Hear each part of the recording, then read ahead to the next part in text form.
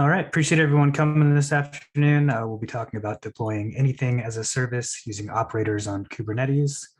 My name is Jeff Spahr. I'm a senior engineering manager at Lenovo.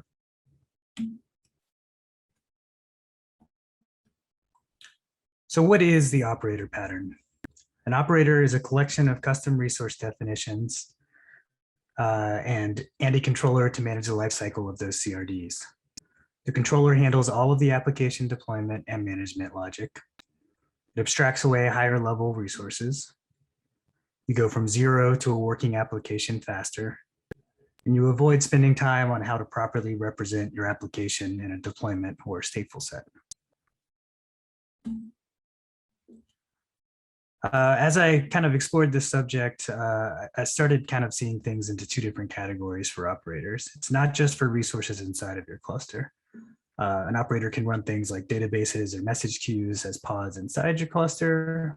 So you own the compute and you own the operations around that. But an operator can also be used to control external services from cloud providers or anything with an API outside of the cluster. So when to use an operator for those internal resources? This is when you want to provide anything as a service to your application developers in that Kubernetes cluster. You run clusters on-prem and you do not have access to common managed services. So if you have a big on-prem infrastructure, you're using Kubernetes already to provide self-service and automated compute within that. You want to start moving up to higher level resources and offer databases as a service, or message queue as a service, or load balancing as a service, those types of things. Or if you're running a hybrid cloud workload in Kubernetes, you're willing to take on some more of that operational overhead in order to abstract away your underlying environment and make it so you're deploying the same, whether it's on-prem or in the cloud. So operators do take away some of that operational complexity, but you're still on the hook, right? If you're running databases as a service and your database goes down, you're responsible to respond to that and fix it. When to use an operator, whether it's internal or external to Kubernetes, you want to deploy all of your application and dependencies using Kubernetes via Kubernetes resource modeling. Kubernetes resource modeling is just pretty much a fancy word for extending the Kubernetes API to be able to describe any type of object within Kubernetes. YAML manifests for everything. When not to use an operator. So let's say you're cloud only or maybe cloud mostly. You have access to managed services in your cloud provider. So if you're running Kubernetes in AWS and you need a relational database, use RDS. There's no need to take on that extra complexity of running some sort of database operator that runs the compute in your cluster. Just use the managed service that's already out there. Same thing, you want a message queue, use SQS. You want a NoSQL database, go use DynamoDB. The big exception to that is, hey, actually you can use operators to deploy managed services as well. Where do you find operators? OperatorHub.io is a good place to start. They also classify the different level of maturities, anywhere from a level 1 with a basic install to a level 5 with autopilot. Somewhere in between is it does full lifecycle management, so upgrades, backup, failure recovery, that sort of thing. You can also just Google it. If you Google Kafka Kubernetes operator, your top results are going to be the Confluent operator as well as one from Strimzy. Those are both good choices. You're going to want to pay attention to how active the project is, just like any piece of open source software that you might consume. You don't want to be running somebody's weekend project in production. You want to make sure that there's a healthy community or company with frequent contributions behind it. And pay special attention to what license it's using. There are some operators out there that the operator is not open source, even if they're deploying open source software. And there's some that are open source deploying open source software, and there are some that are not open source operators and they're also not deploying open source software. So just make sure that whatever license that is fits your use case and you're comfortable with it. So let's deploy an operator. We'll start with Elasticsearch, Elastic Cloud for Kubernetes, ECK. So I had mentioned operators have two big components, custom resource definitions, as well as the controller to manage those CRDs.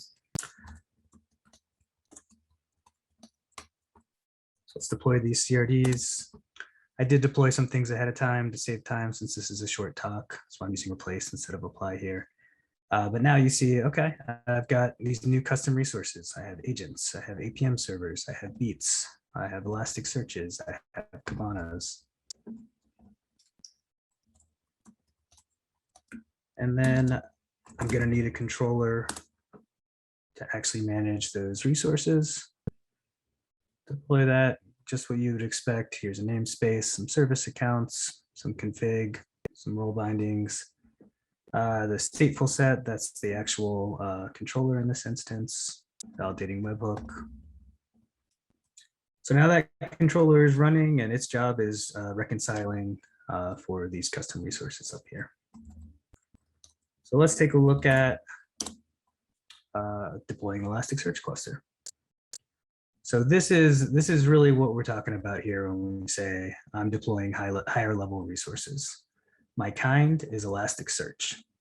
If I didn't have this, then I'd be doing something like kind stateful set describing, hey, go get this Elasticsearch image, this version of that image, and let's shove some config in through a config map or an environment variable. How do I do rolling deploys? What are my liveness and readiness checks? All of that sort of stuff. That's up to you to figure out, or maybe somebody's done that work for you and you go copy it. But with this, the controller already knows, hey, here's the logic for each of those things. Here's the kind of config I need. And I jump straight to, I'm describing kind Elasticsearch. Here's my version. Here's my node roles. My resource limits, throw in some Java config, and I want 2 of these.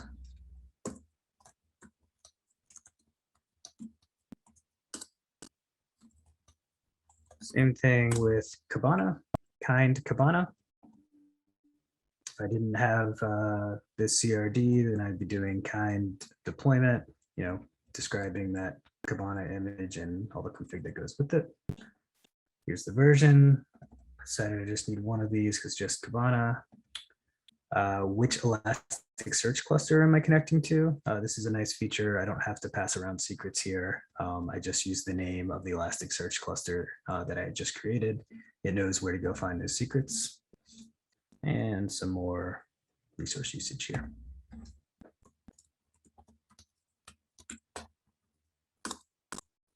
And apply that. So then I can do stuff like kubectl get Elasticsearch. If you've never used custom resources before, that's new, right? Before you just do the native resources, kubectl get pods, get deploy, etc. Now I have a kind of Elasticsearch. It's running in this ATO demo namespace. It's healthy. It's got 2 nodes, and that's the version. Want to go ahead and kick off an upgrade that we can come back to and check at the end of the demo as well, since that lifecycle management is one of the very powerful pieces you get from running an operator. So kubectl edit Elasticsearch, Elasticsearch sample -n ATO demo. Let's hop to the bottom. So I deployed this as a 715 or 714 cluster. Let's make it 715. Save that. The controller is going to notice that somebody submitted a change here, and it's going to reconcile that.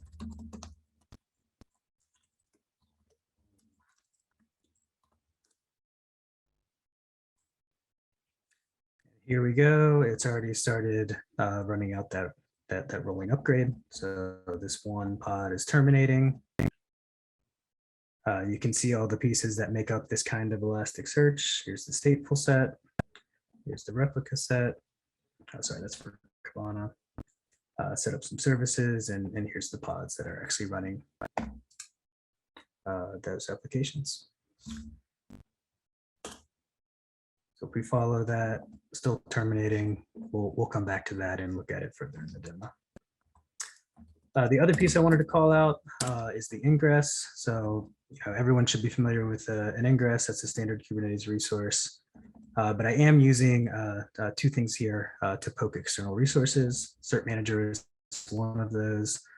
So I get a real cert for this. And external DNS is another one.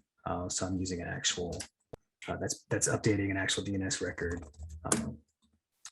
and making deployment of that pretty easy. Let's also, I'll show you that I can actually log into this as well. I'm going to grab this secret. I'm not worried about people seeing this. This is a short-lived cluster. Go ahead and hit ATO demo or ato-cabana.spahr.dev. That's what we specified in that ingress.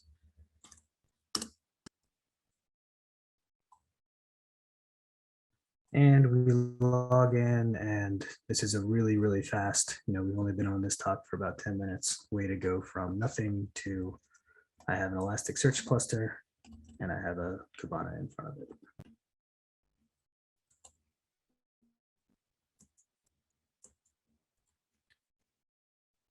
And we see that's done terminating. It started a new pod, still not ready, but it'll roll through that.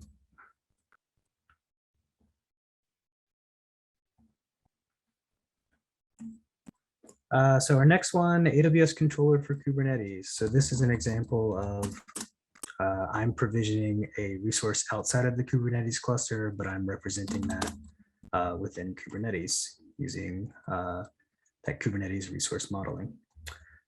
So in this repo, there's some helper scripts here to do a Helm install of these charts for the CRDs and the controller. That's straight out of their documentation. I did that ahead of time. But here we've got our bucket.yaml. So let's apply that. Just here's the name of the bucket, namespace it goes in. And now I can do a kubectl get buckets. And there it is. It's been around for 12 seconds. I did cheat a little bit here. I didn't actually hook this up to a AWS account, but had I, then the controller would have picked it up and said, hey, I have to go behind the scenes and poke this AWS account and create this bucket.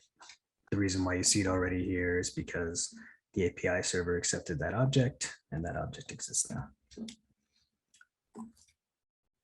now. So that's the S3 example. Here's the other services that are available. This is a project from AWS. If you're going to do this, also look closely at CrossPlane. CrossPlane is a big subject, so I'm not going to dive into it on here. It could be its own talk, but it's probably a little bit more mature than the AWS controllers for Kubernetes, does multiple providers, and can also do composite resources to offer a more opinionated configuration. But you look again and you see kind RDS instance. And let's move to Kafka example.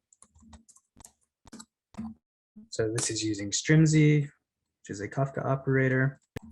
I'm not going to actually apply these, but let's look at the YAML. So here we go. We have a kind of Kafka. Here's the name of the cluster. Here's the version. I want 3 of these. Here's my listener config. Here's some more config. Here's how much storage I need, and I need 3 zookeepers.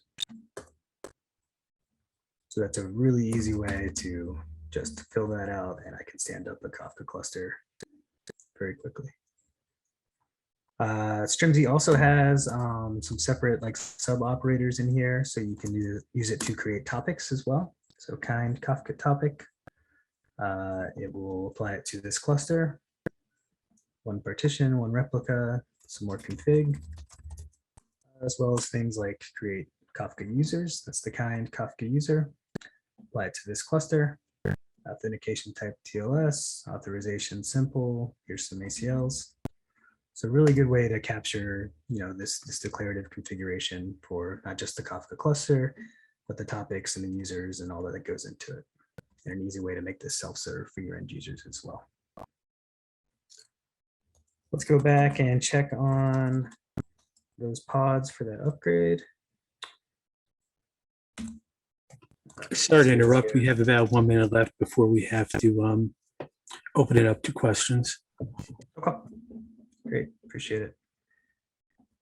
So one completed, the controller will kick off the next one as soon as it recognizes that everything's healthy and it's safe to move on. So we might check on this again during the Q&A.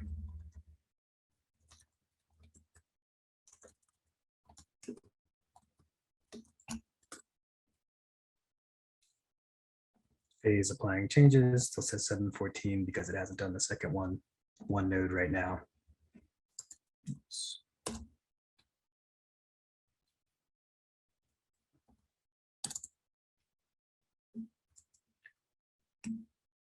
And thank you. I really appreciate y'all coming and dedicating your time to this.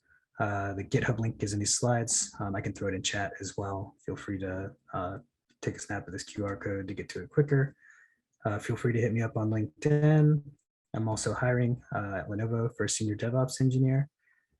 Looking for folks that are experienced in AWS and Kubernetes. And then Lenovo in general is hiring a lot of cloud software roles.